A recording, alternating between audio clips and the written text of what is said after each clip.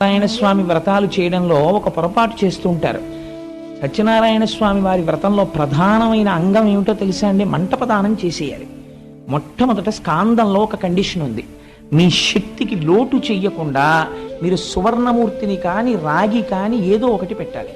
మనం ఎప్పుడు ఏం చేస్తామంటే ఒక కలశ పాత్ర పెట్టి ఒక సత్యనారాయణ స్వామి వారి ఫోటో తీసుకొచ్చి అక్కడ పెట్టి వ్రతం చేసేసి మంటప ప్రదానం చెయ్యమని ఆ బట్ట ఇలా ఎత్తమంటారు. ఆ తువ్వాలు ఎత్తి అందులో ఉన్న బియ్యము చెంబు ఆయనకి ఇచ్చేసి, ఇంకా కొంతమంది అయితే ఇంటికి వచ్చిన వాళ్ళు చూడాలని ఓ వెండి అష్టలక్ష్మి చెంబు పెడతారు.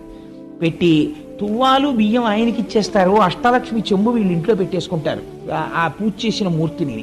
నువ్వు మంటపంలో మూర్తిని పెట్టి పూజ చేసి మంటపం దానం చేసేసిన తర్వాత మంటపాంతర్గతంగా ఉన్నటువంటి మూర్తిని కూడా నువ్వు దానం చేసేసావు.